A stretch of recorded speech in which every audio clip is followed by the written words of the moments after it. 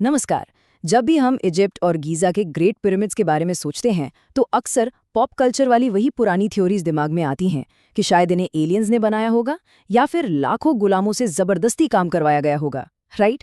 लेकिन modern science और archaeology हमें एक बिल्कुल अलग और कहीं ज़्यादा फैसिनेटिंग कहानी बताते हैं। आज के इस हिस्टोरिकल एनालिसिस में हम इन सारे मिथ्स को डिकोड करेंगे और उस एम्पिरिकल रियलिटी को समझेंगे जिसने इन मॉन्यूमेंट्स को एंशिएंट सिविल इंजीनियरिंग का एक अनमैच्ड मास्टरपीस बना दिया। तो चलिए इस हिस्टोरिकल मिस्ट्री को अनकवर करते हैं। हमारे आज के इस एनालिसिस का ब्लूप्रिंट कुछ ऐसा रहेगा।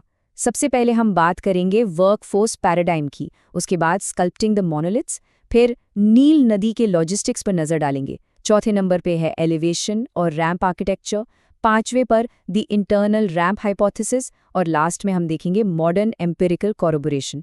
तो चलिए स्टार्ट करते हैं हमारे पहले सेक्शन से, द वर्कफोर्स पैराडाइम। आखिर इन विशाल पिरामिड्स को बनाया किसने था? यहाँ हमें एक बहुत बड़ा पैराडाइम शिफ्ट देखने को मिलता है। सदियों से जो एक परसेप्शन बना हुआ था कि पिरामिड्स गुलामों ने बनाए हैं, वो पूरी तरह से गलत है।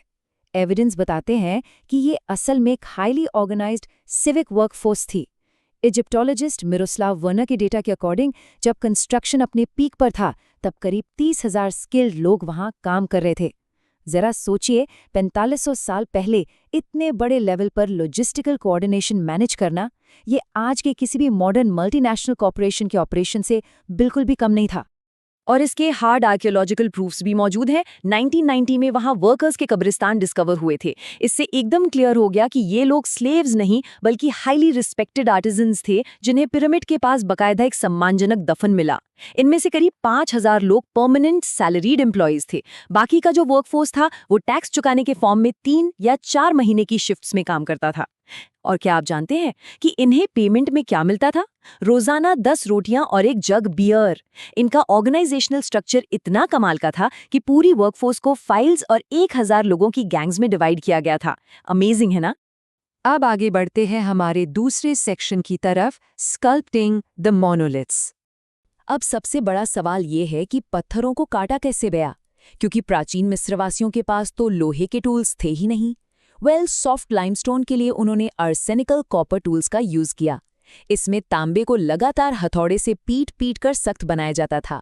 लेकिन जब बात 80 टन के एकदम सॉलिड ग्रेनाइट पत्थरों की आती है तो वहां तांबा बिल्कुल यूजलेस था। इसके लिए उन्होंने एक बहुत ही ब्रिलियंट तकनीक इस्तेमाल की, सैंड अब्रेजन। इसमें क्वार्ट्ज रेत और भारी डोलेराइट पत्थरों से लगातार रगड़कर कटिंग की जाती थी। ये एक बहुत ही ग्रूलिंग और टाइम टेकिंग प्रोसेस था, लेकिन इन मैसिव मोनोलिथिक ब्लॉक्स को शेप देने के लिए ये नितांत आवश्यक था। चलिए अब आते हैं तीसरे सेक्शन पर, लॉजिस्टिक्स ऑफ द नाइल, यानी इतने भारी पत्थरों को ट्रांसपोर्ट कैसे किया गया। 2013 में हमें एक बहुत ही इनक्रेडिबल चीज मिली, मिरर की डायरी ऑफ मिरर। ये 4500 साल पुरानी एक एंशिएंट इजिप्शियन ऑफिशियल की लॉगबुक है, जिसे हम हिस्ट्री के सबसे इंपॉर्टेंट प्राइमरी सोर्सेज में से एक मान सकते हैं। ये डायरी हमें उस टाइम की एक बहुत ही क्लियर पिक्चर देती है।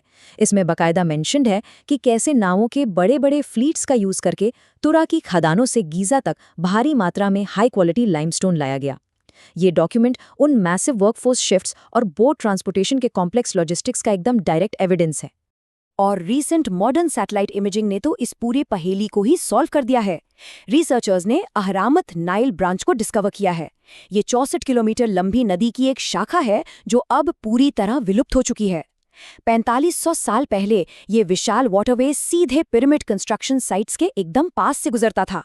तो बेसिकली इस नदी ने सारा रॉ मटेरियल और लेबर साइट तक पहुंचाने के लिए एक मेन लॉजिस्टिकल आर्टरी का काम किया था।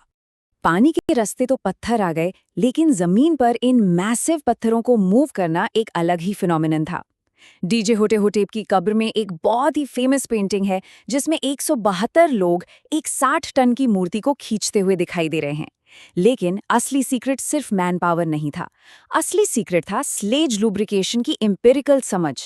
स्लेज के आगे रेत पर पानी की बस एक एकदम सटीक मात्रा डालने से जो फ्रिक्शन यानी घर्षण होता है वो ड्रामेटिकली कम हो जाता है।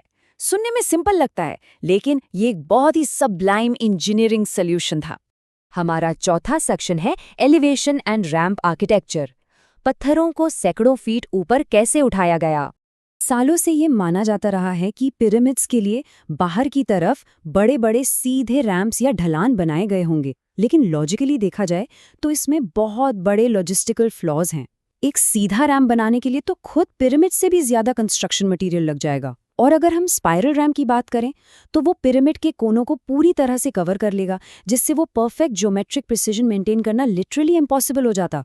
एक और फैक्ट ये है कि 30 सालों में पिरामिड को पूरा करने के लिए उन्हें हर 2 से 3 मिनट में एक पत्थर सेट करना होता था। ट्रेडिशनल रैंप से इतनी स्पीड अचीव करना पॉसिबल है ही नहीं। तो फिर सॉल्यूशन क्या था? इसका जवाब मिलता है हमारे 5वें सेक्शन में, the internal ramp hypothesis. Architect Jean Pierre होडन का ये रेवोल्यूशनरी हाइपोथेसिस इस पूरी मिस्ट्री को एकदम से क्लियर कर देता है। चलिए इसे स्टेप बाय स्टेप विजुअलाइज करते हैं। स्टेप 1, पिरामिड का निचला 30% हिस्सा एक नॉर्मल बाहरी रैंप का यूज करके बनाया गया क्योंकि बेस पर काफी स्पेस अवेलेबल था। लेकिन असली जीनियस तो स्टेप 2 में है। जैसे जैसे पिरामिड की हाइट बढ़ती गई, उन्होंने उसी बाहरी रैंप के पत्थरों को रिसाइकल किया और पिरामिड के अंदर ही एक स्पाइरलिंग रैंप बना दिया।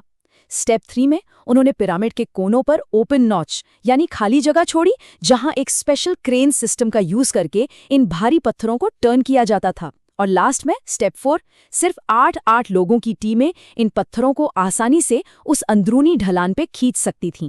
ये थियरी इस बात को भी एक्सप्लेन करती है कि हमें पिरामिड के बाहर किसी बड़े रैंप की आर्कियोलॉजिकल एविडेंस क्यों नहीं मिलते, क्योंकि वो रैंप तो पिरामिड के अंदर ही मौजूद है। Mind blowing, right? और इसी हाइपोथेसिस ने पिरामिड के सबसे बड़े सीक्रेट यानी ग्रैंड गैलरी के पर्पस को भी शानदार तरीके से डिकोड किया है। पिरामिड के अंदर का ये विशाल और रहस्यमय कॉरिडोर सिर्फ चलने के लिए कोई रास्ता नहीं था, बल्कि ये एक प्रॉपर फंक्शनल इंजीनियरिंग मैकेनिज्म था, एक बहुत ही सोफिस्टिकेटेड काउंटरवेट ट्रॉली चूट। इस गैलरी में भारी वजन को एक ट्रॉली की तरह नीचे खिसकाया जाता था, जिससे किंग्स चेंबर की छतों पर रखे जाने वाले 60 टन के विशाल ग्रेनाइट बीम्स को ऊपर की तरफ आसानी से खींचा जा सके। ये प्राचीन इजिप्शियंस की असाधारण आर्किटेक्चरल सगैसिटी का एक परफेक्ट एग्जाम्पल है।